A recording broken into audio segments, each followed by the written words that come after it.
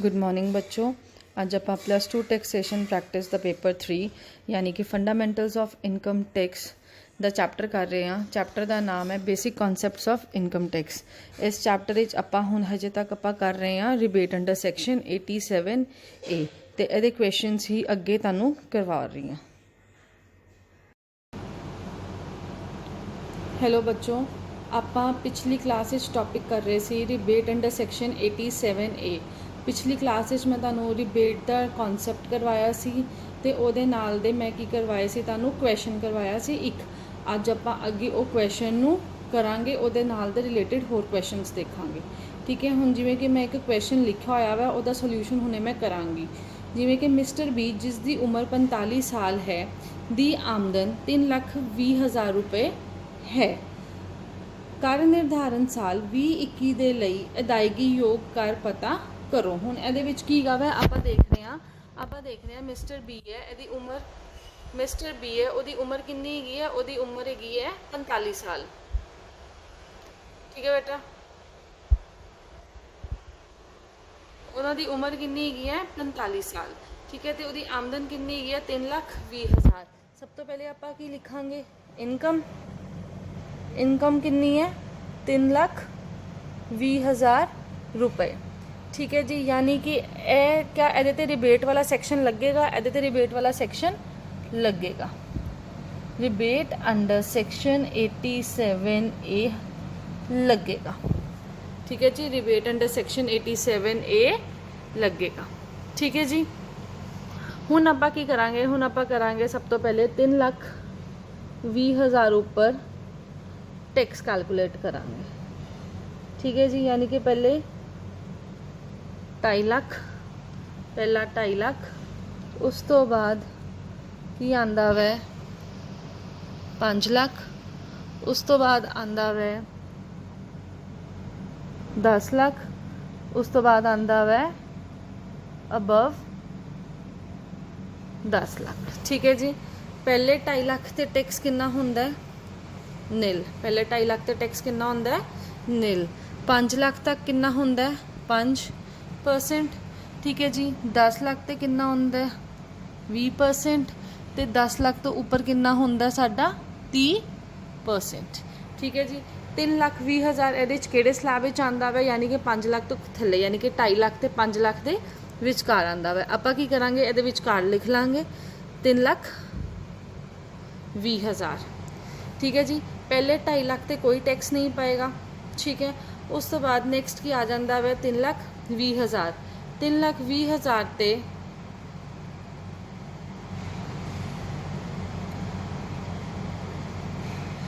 3,20,000 ते आपां की करांगे?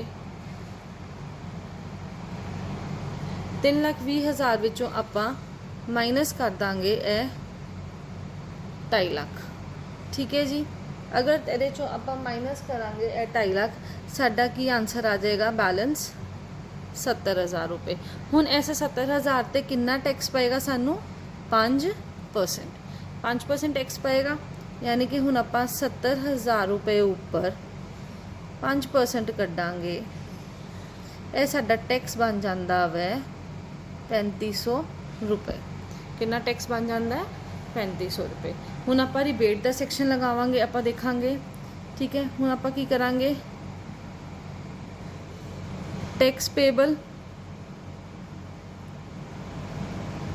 ਯਾਨੀ ਕਿ ਕਿੰਨਾ ਉਹ ਬੰਦਾ ਟੈਕਸ ਭਰੇਗਾ? ਉਹਨੇ ਕਿੰਨਾ ਟੈਕਸ ਭਰਨਾ ਸੀ? 3,500 ਰੁਪਇਆ। ਮਿਸਟਰ ਬੀ ਨੇ ਕਿੰਨਾ ਟੈਕਸ ਭਰਨਾ ਹੈ? 3,500 ਰੁਪਇਆ ਭਰਨਾ ਹੈ। ਲੇਕਿਨ ਉਹਦੇ ਵਿੱਚੋਂ ਆਪਾਂ ਕੀ ਮਾਈਨਸ ਕਰਾਂਗੇ? ਰਿਬੇਟ ਅੰਡਰ ਸੈਕਸ਼ਨ 87A ਕਿੰਨੀ? ठीक है, ਹੁਣ ਰਿਬੇਟ ਸਾਨੂੰ ਕਿੰਨੀ ਮਿਲੇਗੀ? ਹੁਣ ਆਪਾਂ ਪਹਿਲੇ ਕੈਲਕੂਲੇਟ ਕੀ ਕਰਾਂਗੇ? ਰਿਬੇਟ, ਕਿ ਸਾਨੂੰ ਰਿਬੇਟ ਕਿੰਨੀ ਮਿਲੇਗੀ। ਠੀਕ ਹੈ ਜੀ, ਰਿਬੇਟ ਕੀ ਹੁੰਦੀ ਹੈ? ਪਹਿਲਾ ਪੁਆਇੰਟ ਕੀ ਸੀ? ਜਿੰਨਾ ਉਸ ਬੰਦੇ ਦਾ ਟੈਕਸ ਬੰਦਾ ਹੋਵੇ। ਟੈਕਸ ਕਿੰਨਾ ਬੰਦਾ ਮਿਸਟਰ ਬੀ ਦਾ? 3,500 ਰੁਪਇਆ। ਜਾਂ ਫਿਰ ਦੂਸਰਾ ਕੀ ਸੀ? 2,500 ਰੁਪਇਆ। ਰਿਬੇਟ ਕਿੰਨੀ ਮਿਲਣੀ ਸੀ? 3,500 ਜਾਂ 2,500, ਇਹ ਦੋਨਾਂ ਵਿੱਚੋਂ ਜਿਹੜੀ ਵੀ ਘੱਟ ਹੋਏਗੀ, ਜਿਹੜੀ ਵੀ ਘੱਟ ਹੋਏਗੀ। ਇਹਨਾਂ ਵਿੱਚੋਂ ਘੱਟ ਕਿਹੜੀ ਹੈਗੀ ਹੈ? 2,500 ਰੁਪਇਆ ਘੱਟ ਹੈ, ਯਾਨੀ ਕਿ ਸਾਨੂੰ ਕਿੰਨੀ ਛੂਟ ਮਿਲੇਗੀ? 2,500 ਦੀ ਛੂਟ ਮਿਲੇਗੀ। ਠੀਕ ਹੈ ਜੀ, ਹੁਣ ਆਪਾਂ ਕੀ ਕਰਾਂਗੇ, ਟੈਕਸ ਪੇਬਲ ਮਿਸਟਰ ਬੀ ਨੇ ਕਿੰਨਾ ਟੈਕਸ ਭਰਨਾ ਹੈ 3500, ਲੇਕਿਨ ਸਾਨੂੰ ਰਿਬੇਟ ਕਿੰਨੀ ਮਿਲ ਰਹੀ ਹੈ, ਮਾਈਨਸ ਕਰਾਂਗੇ 2500, यानी कि नैट टैक्स कितना भरना पएगा हुण मिस्टर बी नू, मिस्टर बी कितना टैक्स भरेगा 1000 रुपया भरेगा। ठीक है जी। हुण इस तो बाद आपां की करांगे, टोटल टैक्स पेबल यानी कि कुल कर भुगतान।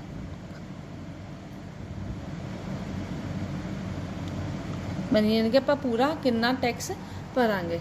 वो की फॉर्मूला हुंदा वै, टैक्स प्लस एजुकेशन सेस, यह किते ते लगदा वै ऑन टैक्स। हुण टैक्स कितना भर रहा बी 1000 रुपया, टैक्स कितना भर रहा 1000 रुपया, प्लस एजुकेशन सेस कितना लगना वै 4% ऑन 1000 रुपया। टैक्स के ऊपर एजुकेशन सेस लगेगा 4%, यानी कि 1000 रुपया प्लस 4% ऑफ 1000। ए जीरो नाल ए जीरो कटती है, जीरो नाल ए जीरो कटती। ठीक है, फिर 4 नूं आपां किहदे नाल गुना करांगे, 10 नाल गुना करांगे, यानी कि 1000 प्लस 40। टोटल साडा कितना टैक्स बन गया 1040 रुपये भरने पैणगे किन्ने बी नूं, यानी कि मिस्टर बी कितना कर दा भुगतान करेगा, मिस्टर बी कर दा भुगतान करेगा 1040 रुपये। यह हो जाएगा साडा आंसर। ठीक है बेटा जी, लग गई समझ। फिर आपां मैं तुहानूं रिपीट करके दिखा रही हाँ, मिस्टर बी जिसकी उम्र 45 साल है, दी आमदन 3,20,000 रुपये है। कर निर्धारण साल 2021 ਦਾ ਦੇ ਲਈ कर अदायगी योग पता करो। ਆਪਾਂ ਕੀ ਕੀਤਾ, ਸਭ ਤੋਂ ਪਹਿਲੇ ਚੈੱਕ ਕਰਾਂਗੇ ਇਨਕਮ ਕਿੰਨੀ ਹੈ। ਇਨਕਮ ਆਂਦੀ ਹੈ ਸਾਡੀ 3,20,000 रुपये। ठीक है जी। क्यों? क्योंकि रिबेट का आप पहला पॉइंट किया सी कि अगर किसी व्यक्ति की आमदन 3.5 लाख रुपये तो घट हैगी है तो वो रिबेट का सैक्शन लगेगा। आप रिबेट लगाई, हुण आप की करांगे, सब तो पहले 3,20,000 रुपये टैक्स कड्डांगे। टैक्स किवें कड्डांगे, पहले 2.5 लाख ते निल, फिर 5 लाख ते कितना लगता है 5%, 10 लाख ते लगता है 20%, तो उस तो बाद 10 लाख तो उपर लगता है 30%। आप पहले चैक करांगे कि आप किहड़े स्लैब विच आने पे हैं। आप स्लैब विच आने पे हैं 2.5 लाख ते 5 लाख के विचकार। अगर आप 2.5 लाख ते 5 लाख के विचकार आ रहे हैं, यानी कि 3,20,000 चो आप 2.5 लाख माइनस कर देंगे। क्यों माइनस करांगे, ए वाली रकम आप क्यों माइनस करांगे, क्योंकि पहले 2.5 लाख ते कितना हुंदा वै निल। ठीक है जी। पहले 2.5 लाख ते सानू कोई भी टैक्स नहीं भरना पैंदा, यानी कि सानू बाकी 70,000 रुपये सानू टैक्स भरना पएगा। जो आप 70,000 रुपये के उपर टैक्स भरांगे, कितना भरांगे 5% भरांगे। ठीक है जी। यानी कि 70,000 का 5% कढ़िया, साडा आ गया आंसर 3500 रुपया। इस तो बाद आप देखना वै कि सानू रिबेट कितनी मिलनी है। जो आप रिबेट की वारी आती है, रिबेट की वारी असीं की देखांगे कि जिन्ना कि उस व्यक्ति का टैक्स बनता होएगा, कितना बनता है 3500 रुपया बनता है, या फिर 2500 रुपया। दोनों चों जिहड़ी भी रकम घट होएगी, दोनों चों जिहड़ी भी रकम घट होएगी। इस विच घट किहड़ी रकम हैगी है, इहदे विच घट हैगी है साडी 2500 रुपया। ठीक है जी। हुण आपां की करांगे, हुण आपां वेखांगे टैक्स कितना पे करेगा मिस्टर बी कितना टैक्स भरेगा। 3500 ने भरना सी, जिहदे च उहनूं छूट किन्ने दी मिल गई 2500 दी मिल गई। हुण कितना भरना पेगा उहनूं 1000 रुपया। तो टोटल टैक्स कितना भरना पेगा उहनूं, tax plus education cess on tax. ठीक है जी। टैक्स कितना हैगा वे 1000 रुपया, 4% लगावांगे 1000 रुपये के उपर, यानी कि जिहड़ा साडा टैक्स की रकम हैगी है उहदे उपर आपां 4% लगावांगे 1000 रुपये प्लस 4% ऑन 1000, यानी कि निकलता साडा 40 रुपये। तो यानी कि मिस्टर बी नूं कुल कितना भुगतान करना पएगा 1040 रुपये। ठीक है बेटा, यह क्वेश्चन समझ आ गया। इदां दे मैं तुहानूं 3-4 क्वेश्चनस करवावांगी, फिर तुहानूं यह पूरा का पूरा कॉन्सैप्ट समझ आ जाएगा। ठीक है जी। हुण इदां ही आपां एक होर क्वेश्चन करते हैं।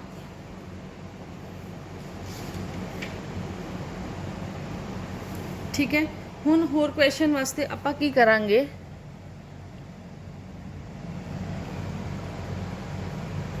आपां क्वेश्चन करांगे, तुसीं भी नाल नाल यह क्वेश्चन नोट कर सकते हो।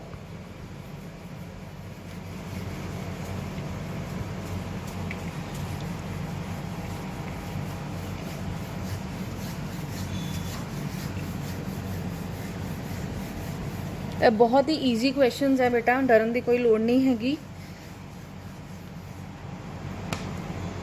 ਹੁਣ ਇਹਦੇ 'ਚ ਆਪਾਂ ਕਰਾਂਗੇ ਮਿਸਟਰ ਸੀ ਜਿਸ ਦੀ ਉਮਰ, ਹੁਣ ਸਪੋਜ਼ ਕਰੋ ਉਸ ਬੰਦੇ ਦੀ ਉਮਰ 50 ਸਾਲ ਦੀ ਹੈ, ਦੀ ਆਮਦਨ 3 ਲੱਖ। ਹੁਣ ਕੀ ਹੈ, ਮਿਸਟਰ ਸੀ ਜਿਸ ਦੀ ਉਮਰ 50 ਸਾਲ ਹੈ ਦੀ ਆਮਦਨ 3,10,000 रुपये है। कर निर्धारण साल 2021 ਦੇ ਲਈ ਦੀ ਅਦਾਇਗੀ ਯੋਗ ਕਰ ਪਤਾ ਕਰੋ। ਠੀਕ ਹੈ ਜੀ। ਹੁਣ ਇਹਦੇ 'ਚ ਕੀ ਕੀ ਹੈ, ਇਸ ਕੁਐਸਚਨ ਵਿੱਚ ਕੀ ਗਾ ਹੈ, ਬੰਦਾ ਕੌਣ ਹੈਗਾ ਵੈ, ਮਿਸਟਰ ਸੀ। ਬੰਦਾ ਕੌਣ ਹੈਗਾ, ਮਿਸਟਰ ਸੀ। ਇਹਦੀ ਇਨਕਮ ਕਿੰਨੀ ਹੈਗੀ ਹੈ, ਯਾਨੀ ਕਿ ਇਹਦੀ ਆਮਦਨ ਕਿੰਨੀ ਹੈਗੀ ਹੈ, 3,10,000 रुपये। कितनी आमदन हैगी है, 3,10,000 रुपये, यानी कि 3.5 लाख तो घट हैगी है। अगर 3.5 लाख तो घट हैगी है, क्या रिबेट अंडर सैक्शन 87A लगेगा? हाँ जी लगेगा। हुण फिर उसी तरह आप स्टैप फॉलो करांगे। आप पहला स्टैप की फॉलो किया कि उसकी इनकम देखो तो यह चैक करो क्या सानू रिबेट मिलती है कि नहीं मिलती है। उस तो बाद आप की करते हैं, टैक्स कैलकुलेट करते हैं। कि उपर करांगे पहले 3,10,000 उपर, फिर वही फॉर्मूला अपनावांगे। पहले आप स्लैब लिख लांगे 2.5 लाख, 5 लाख, 5 लाख तो बाद आती है 10 लाख, तो 10 लाख तो बाद आती है अबव 10 लाख। ठीक है जी। हुण ए जी है पहले 2.5 लाख ते कितना टैक्स लगता वै, साडा कोई टैक्स नहीं लगता, नील। 5 लाख ते 5%, 10 लाख ते 20%, तो 10 लाख तो ऊपर 30%। ठीक है बेटा। हुण 3,10,000 किहड़े स्लैब विच आंदा है, क्या इस स्लैब दे विच आंदा है, क्या इस स्लैब दे विच आंदा है, कि इस स्लैब दे विच आंदा है। हमेशा यह 5 लाख तो थल्ले ही है, तो किस स्लैब विच आएगा, 3,10,000 रुपये इत्थे आ जाएंगे। ठीक है जी। पहले 2.5 लाख ते माइनस करता, 2.5 लाख पहले मतलब 2.5 लाख नील हो गया, क्योंकि पहले 2.5 लाख ते कोई भी टैक्स नहीं लगेगा। हुण 3,10,000 चो आप किहड़ी रकम माइनस करांगे, आप माइनस करांगे ए 2.5 लाख। जब आप 2.5 लाख माइनस करता, साडे को कितना बैलेंस रह गया, 60,000। यानी कि आप की करांगे 60,000 ऊपर टैक्स लगावांगे। ठीक है जी। हुण 60,000 ऊपर कितना परसेंट टैक्स लगेगा, 5% लगेगा। यानी कि